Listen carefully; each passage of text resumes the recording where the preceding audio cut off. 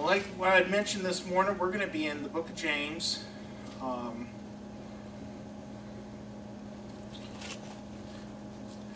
We'll be in chapter 3 if you wanted to turn there.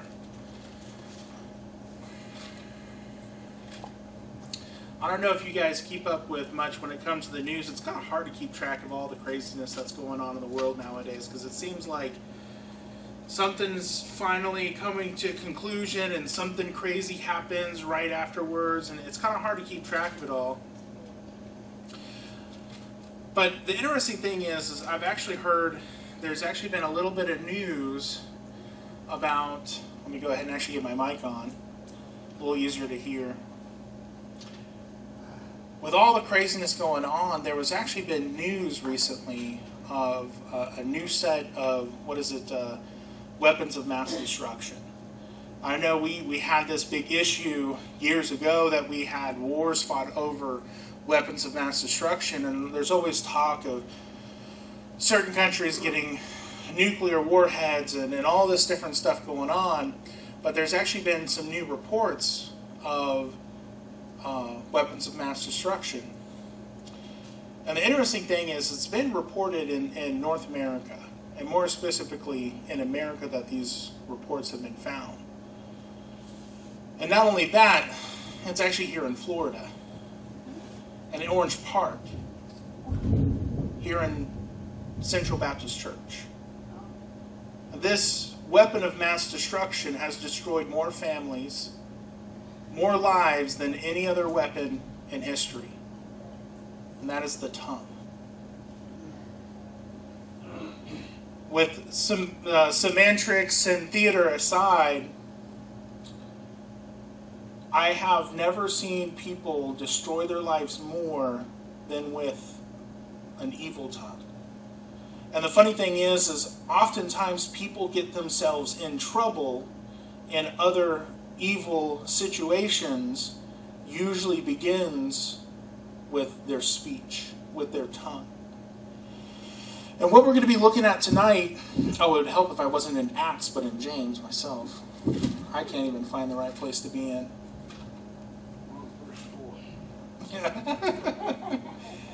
We're going to be actually going through and looking at, we're going to be going through about 12 verses here in James, and we'll just go ahead and start getting into some of this that James declares to us. James is such an encouraging and really more of a challenging book to read through, because it's a very practical challenge to the Christian life and how we should live. And of course, being a Christian, living a holy life, it's going to include what we do with our tongue, with our mouth, and how we speak. Now, of course, it's interesting because when you look at James, and I believe that there's no coincidence that when James 2 starts ending with the conversation of faith and works, that God actually uses Rahab as an example of that. Because she was a woman that not only said and had faith in God, but she stuck her neck out to protect the spies. And to actually put herself in a situation with her tongue, she used it for good rather than evil. Good night. This microphone does not like me.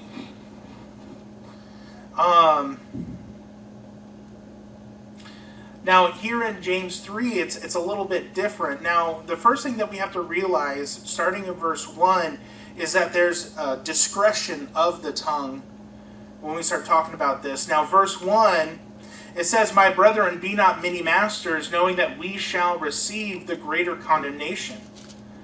Verse 1, we have to realize that, and we must recognize that being a master, which is really a teacher, is what this passage is talking about. When it talks about there's many masters, if you look at the Greek, it's actually talking about teachers. Oftentimes Christ himself, when people would come to Christ come to Jesus, they would sometimes refer to him as master. And that was because he was a teacher. And we realize that there are many teachers that we have in our lives. And we have to be careful. There's a couple of perspectives that we can recognize in this verse, but we have to be careful because not every teacher is the same. Not every teacher, not every teacher will teach you the same thing, but there's also the thing we have to keep in mind is not every teacher has the same motive in mind. I can't tell you how many times when I was a substitute teacher that you could tell that some teachers had some agendas. And you have to be careful on who you give ear to. But the funny thing is, James himself is not so much addressing the pupils, but he is addressing the teachers themselves. He's talking to teachers. And we must be careful of how we teach and what we teach, as there is always greater responsibility and a greater standard in which we are held. When a teacher is not doing what they're supposed to, it has greater gravity in other people's lives than when they're not a teacher. So it's like the aspect of if you have a cop that's going around breaking the law, he's typically held to a higher standard oftentimes. We, as a society, hold them to a higher standard. When a politician does something that is wrong, we hold them oftentimes to a higher standard because of the quality of person that position requires. Same thing, and the funny thing is before we actually get in the aspect of the tongue, James wants to establish that we are teachers. There is always someone that is looking up to you and looking for guidance in how you live your life and how they should live their life. Whether or not you sign up to be a Sunday school teacher or you actually teach a class in a school, there's always someone that is looking up to you as a leader, that you're teaching them through the way you live how they should live their life themselves. Now, when we go to look at verse 2, there is great gravity of being that teacher. For in many things we offend in all. If any man offend not in word, the same is a perfect man, and able also to bridle the whole body. For in many things we offend all. There are two perspectives in which to keep in mind with this phrase. We must first establish the fact that when it talks about being offended, it is speaking of being a stumbling block. Not to pick on the whole stereotypical Karen, quote unquote. When someone is offended like we think of today, I can't tell you how many times I drive my van wrong or park my van wrong when I'm working and someone gets offended. And someone gets upset. That's not the type of offense that the Bible is talking about in this. It is talking about a stumbling block. We are, as teachers, can easily, if we do not take this seriously, be a stumbling block to those that follow us. We also have to keep in mind that everyone can stumble, and being a teacher and having pupils in a sense, and even peers that look up to us or at us if we are offensive in a stumbling block, that is when we stumble, we are not the only ones that it affects. And I can tell you, even when I was a substitute teacher, just to talk about teachers in that perspective, even when I was a substitute teacher, there were some teachers that actually looked up to me just because I handled a lot of situations very well. And I knew how to work with kids. And the funny thing is even peers, even other people that could be the same age, if not older, can oftentimes look up to other people that are younger or their same age. So it's one of those things where you have to keep in mind that you are, it's your testimony. Matthew 12:36 actually says, every idle word that men shall speak, they shall give account thereof in the day of judgment. If any man among you seem to be religious and bridleth not his tongue, but deceiveth his own heart, this man's religion is vain. Now, we grow up as kids, and I know I said this, and it's always been kind of an American, is it a trope or whatever, but sticks and stones will break my bones, but words will never hurt me. I mean, with all the little sayings kids can say, that is one of the most false things. Because words do hurt. They can affect someone's life. I can't remember how many times I've said things that I immediately wish never entered my mind, let alone exited my mouth. And while we may heal from sticks and stones, I don't think I've ever... some of the longest lasting wounds I see in some people's lives are things that have been said to them that'll affect them for the rest of their lives. So if someone says, oh, it doesn't matter what comes out of my mouth, because a lot of Christians have that mindset. Oh, it doesn't matter what I say. I can say whatever I want. This is a free country. Well, sure, this is legally a free country. But there are consequences for how we run our mouths. Of course, the passage continues, if any man offend not in word, the same as a perfect man, and able also to bridle the whole body. There's a way to live a life that is not a stumbling block to those around us with what we teach and what we say. There is a correlation with not being a stumbling block to those around us, and with maturity and wisdom. Perfect is not speaking of a sinless man, but speaking of someone that is complete in who they are in Christ. They are wise. They are mature. If someone is able to bridle the tongue, it is the greatest of all members to keep under control. Someone that can control their speech in such a way will be someone that would be able to control their body and other desires. And that's kind of funny. I have some people that'll ask me, I replace massive components in AC units for a living. And some people will come up to me with a filter and be like, hey, do you know how to install this filter? I know how to completely break down an AC system and rebuild it. Of course I can replace a filter. If I know how to do this greater thing, this lesser thing is easier. Of course I will be able to do it. If I can drive a big 18-wheeler, do you think a car would be hard for me to drive too? No, an 18-wheeler requires so much greater skill in driving. If someone could successfully lead a country as a president, and I mean successfully, do you think they could be a principal of a high school? There's that aspect where oftentimes if we could learn to bridle our tongue, it would make life a lot easier, because we've mastered one of the hardest things in the Christian life, and that is our mouth, our words.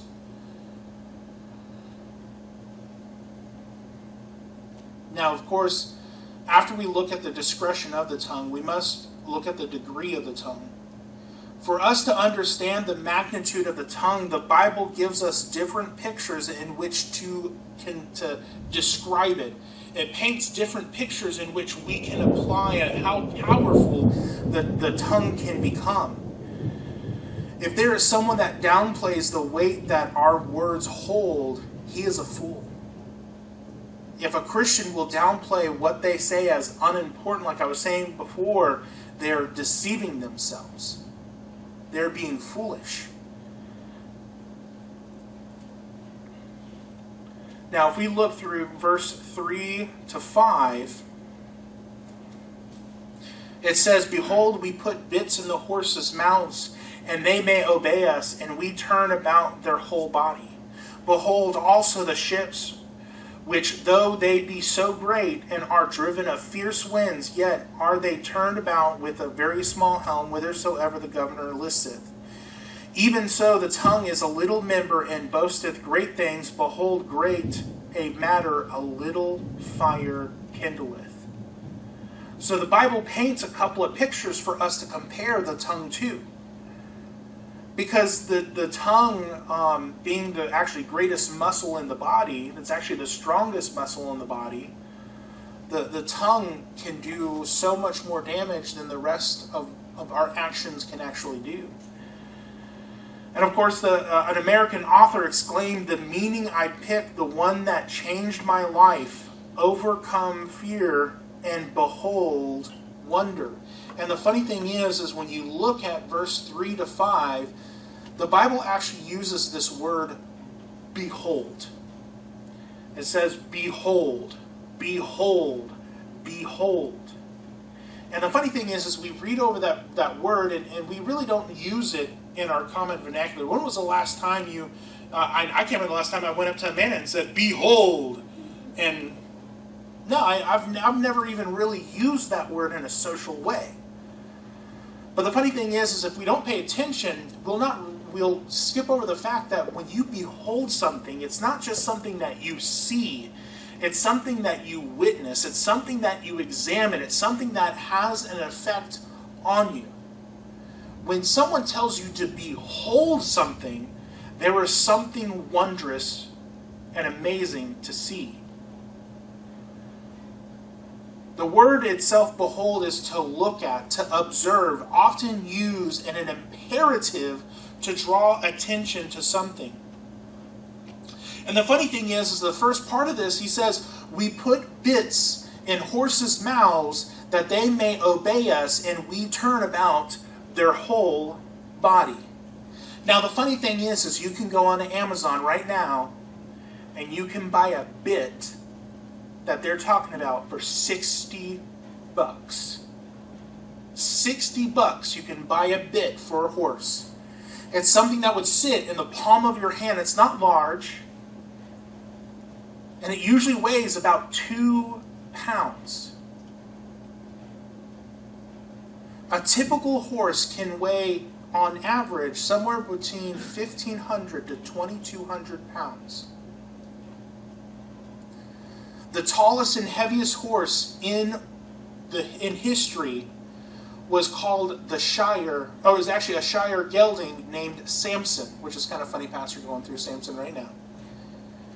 He was also known as Mammoth. This horse was bred by Thomas Cleaver of Toddington Mills, Bedfordshire, in the United Kingdom, and in 1850, this horse stood 7 feet 2.5 inches tall. Okay, and weighed more than 3,300 pounds. 3,359 pounds it weighed in at. Yet a 2-pound mouthpiece, 2 pounds a bit, could make nearly a 2-ton horse do anything a handler wanted him to do. That's amazing. I don't know if you've ever gone horseback riding, but there's that is an exhilarating thing to do. And it's actually amazing how just a little bit of pressure in the right place can make that horse do whatever you want it to do. Also, the ships, which, though they be so great and are driven of fierce winds, yet they are turned about with a very small helm, whithersoever the governor listeth. Now, if you don't know, the word helm comes from the Old English word meaning rudder. As mentioned, the rudder is the physical mechanism used to turn the boat, which could be controlled through the tiller.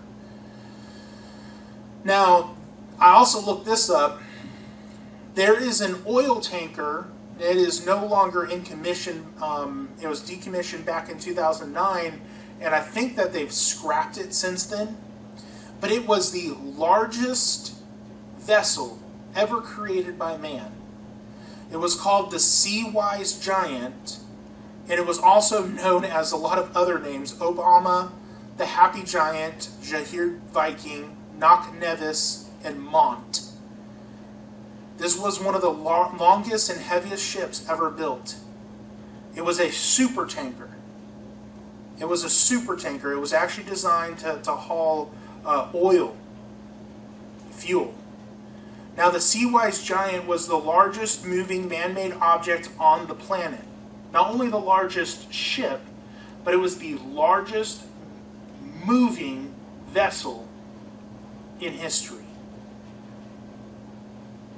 If you took the Empire State Building and laid it down, this ship would be bigger and longer than the Empire State Building, to give it a little perspective. Now, this ship spanned 1,504 feet and had a staggering gross tonnage of 260,000 gross tons. In fact, when it was full of fuel, this tanker would have weighed more than 564,000 pounds. Now, with a ship this size, the rudder weighed in at 230 tons. Okay? Now, granted, that's a big rudder. That is one big piece of metal.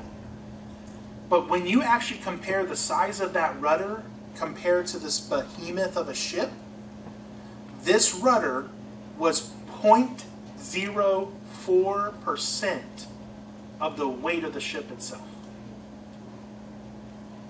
This small rudder, compared to the ship, could turn the largest vessel. It wasn't a group of rudders. It was one rudder. Again, a small member controlling a large object. Even so, the tongue is a little member and boasteth great things. Just as a bit and a horse and a rudder and a ship, this tongue will put you in places you want to be or don't want to be.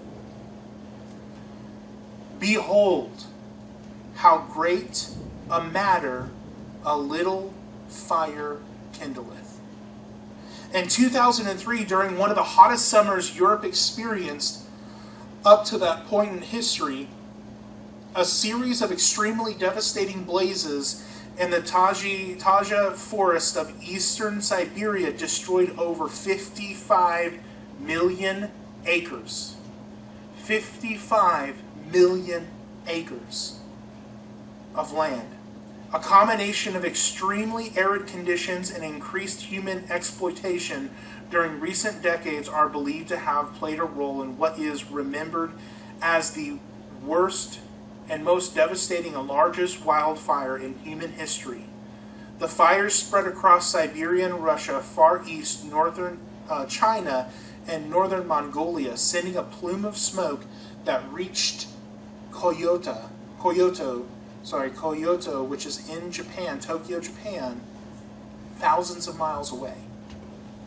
The ash and the smoke was affecting them.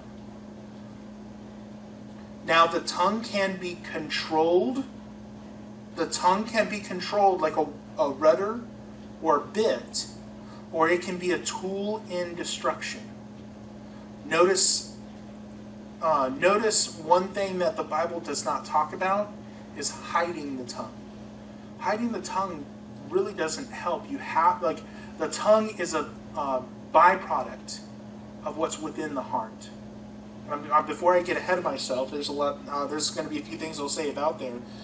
But if you notice, when it talks about the bit and when it talks about the rudder, it's talking about how this small member has a positive effect on the actual ship and the horse. But the funny thing is when it equates it to the fire, it really shows you that there's only two options with the tongue. You either control it or you let it destroy you. And also, you have to recognize the fact that there is someone controlling it.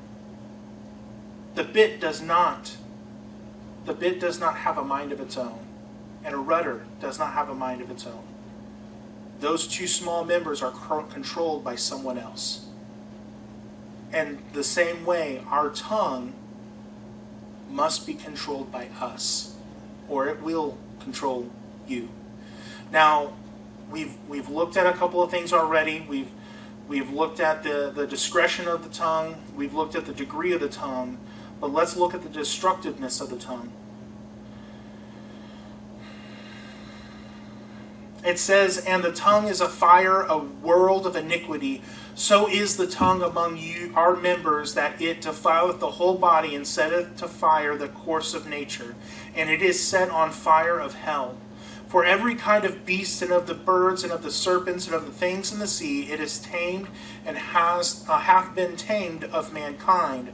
But the tongue can no man tame, for it is an unruly evil, full of deadly poison. Therewith bless we God, even the Father, and therewith curse we man, which are made after the similitude of God. Our tongues are involved in all kinds of mischief. And the funny thing is, if you think about it, every other sin is going to be surrounded by evil speech. It is a leaven and will infect those that do not have the wherewith to purposely extinguish an evil conversation or to simply remove themselves. It is through the tongue in which the heart is truly seen, intentions are realized, and evil is rallied. The funny thing is that evil speech is the first thing you'll realize that someone's typically a criminal. It's usually through the tongue that you'll realize that someone has evil intentions towards you. It is through the tongue that we actually see the actual mischief that people get themselves into. It starts with the tongue. Matthew 12:34 tells us, O generation of vipers, how can ye, being evil, speak good things? For out of the abundance of the heart the mouth speaketh. Jeremiah 17:9 says, the heart is deceitful above all things, desperately wicked, who can know it? Proverbs 10:19-21 says, in the multitude of words there wanteth not sin, but he that refraineth his lips is wise. The tongue of the just is as choice silver, the heart of the wicked is little worth. The lips of the righteous feed many, but the fools die for want of wisdom. Do you ever watch someone that keeps talking and keeps getting themselves further into a bad situation? I know, I've done it. Yeah, I know. Brother Jim was a good example of this evening before service even started. He just kept digging himself a hole. What was it? I said, I don't even think there's an excavator that can dig a hole as fast as Brother Jim can with his mouth.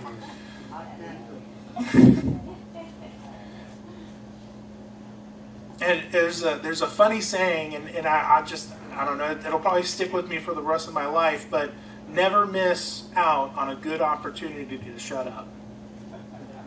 Never miss on a good opportunity to shut up. And the interesting thing is when you look at that Proverbs 10:19-21, the tongue of the just is as choice silver, not just normal silver, but the high-end silver, the very pure silver, the silver that's been worked very well by master silversmiths. And the funny thing is the tongue of the just is as choice silver. The heart of the wicked is little worth. Not only is the mouth of the wicked of little worth, their heart is of little worth. The lips of the righteous feed many. A man that and a woman that is righteous, and especially in the way they speak, will not only provide for themselves, but provide for those that are around them. But the funny thing is a fool will die for want of wisdom. He will sit there wanting and begging just to know what to speak and when to speak it. Proverbs 13:3 says, he that keepeth his mouth keepeth his life, but he that openeth wide his lips shall have destruction. Proverbs 29:20 says, seest thou a man that is hasty in his words? There is more hope of a fool than of him. Proverbs 21:23 says, whose keepeth his mouth and his tongue keepeth his soul from troubles. Proverbs 18:13 says that he that answereth a matter before he heareth it, it is folly and shame unto him. I've seen that many a times, and I've done it myself. You ever answer a question before it's actually asked? You're like, oh, never mind. I shouldn't have answered that way. And Proverbs 17:28 says, even a fool, when he holdeth his peace, is counted wise, and he that shutteth his lips is esteemed a man of understanding. Knowing when to actually open your mouth and say something, it's a hard thing to do. It is a hard thing to do. I'm not saying that it's simple and easy. But if we can learn to keep our mouth under control, it'll keep us out of so many problems in life. And the funny thing is oftentimes you listen to people that have quarrels with each other. 9 times out of 10, it's something they said. It's actually a lot less that it's physical, and there's a greater chance that it's something that they've spoken that has done damage to people they love. Proverbs 12:25 says, heaviness in the heart of man maketh it stoop, but a good word maketh it glad. And the funny thing is James actually makes this reference of animals all across the world have been tamed. You go to a circus and what do you see? A lion that's been tamed. You see tigers and bears. Oh my. You see shamu and dolphins. Dolphins are supposedly the second most intelligent creature on earth, and they attribute human being the smartest animal on earth.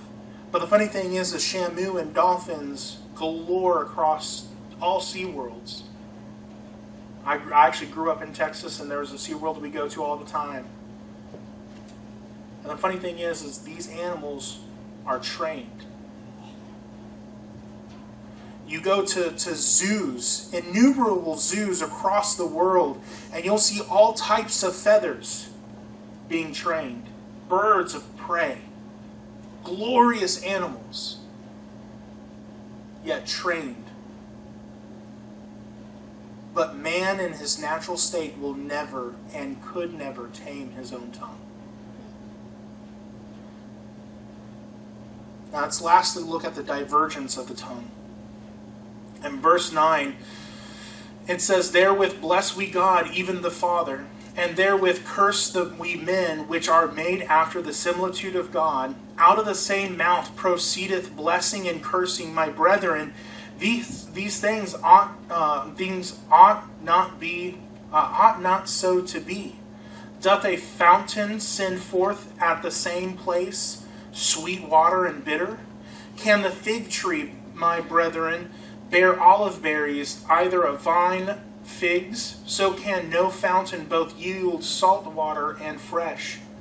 Who is a wise man and endued with knowledge among you? Let him show out of a good conversation his works with the meekness of wisdom. And it's kind of interesting because when you start to look at this, you can't have good and evil proceeding. And I don't know why this comes to mind, but the funny thing is if you're cooking, and I know Amanda's probably going to laugh at me in a second. I watch a lot of cooking videos. But you watch some of these cooking videos and you listen to these chefs. The funny thing is if you're making a soup and you let that get a little bit too hot, all it takes is 1 second of that pot to burn a little bit of that soup, your soup's done. And all it takes is a little corruption. All it takes is a little leaven. All it takes is a little salt water and fresh water that ruins it. You cannot have fresh and salt water come out of a fountain. Proverbs 18:21 says, death and life are in the power of the tongue, and they that love it shall eat the fruit thereof. Proverbs 16:24 says, pleasant words are as a honeycomb, sweet to the soul and health to the bones. Luke 6:45 says, a good man out of the treasure of his heart bringeth forth which is good, and an evil man out of the evil treasure of his heart bringeth forth that which is evil. For the abundance of the heart his mouth speaketh. Let no corrupt communications proceed out of your mouth, but which is good to the use of edifying, that it may minister grace unto the hearers. Ephesians 4:29. And in Proverbs 15:23, a man hath joy by the answer of his mouth, a word spoken in due season. How good is it? Proverbs 15:1-4 says, a soft answer turneth away wrath, but grievous words stir up anger. A wholesome tongue is a tree of life, but perverseness therein is a breach in the spirit. 1 Peter 3:10, for he that will love life and see good days, let him refrain his tongue from evil, and in his lips that they speak no guile. We can't have evil and good come out. I'd hate to eat a little honeycomb that started to go bad. That would just ruin it. Man, I love Amanda. It's funny, I've gone through a lot of honey in the past year or two. I like honey. But man, just a little bit of it going bad it spoils the bun. It spoils your honey in general. You can't have sweet and bitter out of your mouth. I have to stop breathing into this mic. I feel like Darth Vader or something. There's one last passage I want to read, which, when I was doing this study, I honestly, for whatever reason, the Lord kept bringing this one passage out of Matthew. And I think it's a great example of the Christian life and the Christian walk. And the tongue plays a massive part in how this interaction takes place. Matthew chapter 18, verses 21-35, it says, Then came Peter to him and said, Lord, how oft shall my brother sin against me, and I forgive him? Still 7 times? Jesus saith unto him, I say unto thee, until 7 times, but until 70 times 7. Therefore is the kingdom of heaven likened unto a certain king, which would take account of his servants. And when he had begun to reckon, one was brought unto him, which owed him 10,000 talents. But forasmuch as he had not to pay, his Lord commanded him to be sold, and his wife and his children, all that he had, and the payments to be made. And the servant therefore fell down and worshipped him, saying, Lord, have patience with me, and I will pay thee all. Then the Lord of the servant was moved with compassion, and loosed him, and forgave him the debt. But the same servant went out and found one of his fellow servants, which owed him 100 pence. And he laid hands on him, and took him by the throat, saying, Pay me what thou owest. And his fellow servant fell down at his feet, and besought him, saying, Have patience with me, and I will pay thee all. And he would not, but went and cast him into prison till he should pay the debt. So when his fellow servants saw that was done, they were very sorry, and came and told their Lord of all that was done. Then his Lord, after that he had called him, said unto him, O thou wicked servant, I forgave thee all the debt which thou desirest me. Shouldest not thou also have the compassion on thy fellow servant, even as I had pity on thee? And his Lord was wroth, and delivered him into the tormentors, till he should pay all that was due unto him. So likewise shall my heavenly Father do also unto you, if ye from your hearts forgive not every one his brother their trespasses. Now, I believe that the Lord was bringing this to mind and to my heart as I was studying this, was the fact that when we talk of the tongue, we have control of the tongue, but the tongue will reveal what it is that we have in our hearts. And we've read 3, 4, 5 verses through this whole study that speak of it. Out of the abundance of the heart, the mouth speaketh. But the funny thing is we see the Lord, which represents the Heavenly Father, that gives grace and compassion to a servant. But that servant's heart was evil. And in one breath, he is praising and worshiping God, asking for forgiveness, and yet turning around and cursing his fellow servant. And sadly, when it comes to our tongue, so many Christians will do this with each other. They'll come on a Sunday and worship the Lord, hands up high and just singing and praising. But through the week, they'll curse and say things unbelievable. None of us are perfect, and we all make mistakes.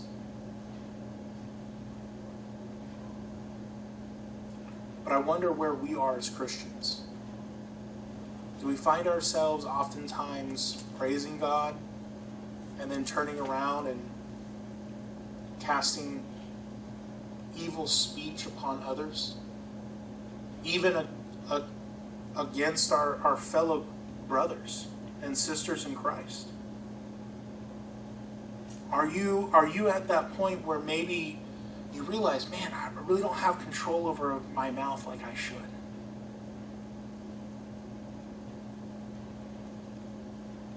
Maybe you're finding yourself to where you're kind of going back and forth, praising God one moment, cursing man the next. I don't know where it is that you are in your walk with God when it comes to using your tongue. But there is hope. There is hope. We can go to verse after verse after verse where Christ will renew the spirit. He will work in your heart. He can make your mind fresh and anew. If you find yourself struggling with your tongue, the place to go is to the Word of God and in prayer with the Lord. I work with a whole bunch of rough guys. I work with a rough group of individuals.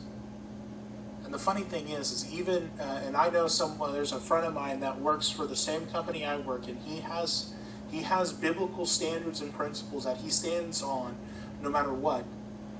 And the funny thing is him and I have both had the same experience to where we're working with guys and they're like, hey man, just drop the F-bomb. Just do this. You're saying me, you don't say this, blankety blank, blank, blank, blank. No. I haven't said that since I was 17 years old. I'm not going to start saying that stuff now. The thing is, I can't even bring myself to utter these things that some of these guys deem as right. A Christian should have a hard time speaking as such. And not only just in the aspect of cursing, which is, it sounds childish that I even mention it that way, but how much greater should it be hard for us to curse other people, to wish and speak evil things to other people. I'll be honest, I'm guilty. And you should see when I drive. I take after my father when it comes to driving. I talk to everyone. Sarah's been laughing at me all week because I laughed out the head when he cut me off. I need to get better with that. And I do take after my father. You should see my dad. Holy cow. Woo. Wow. But that's not an excuse for me. And I'll be honest, I do that. I need to get better. And I know Amanda's going to give me a hard time a lot after this now. Honey, you said you're going to stop doing that, which is good. I appreciate that. I want her to do that. Well, let's go ahead and go to the Lord in prayer.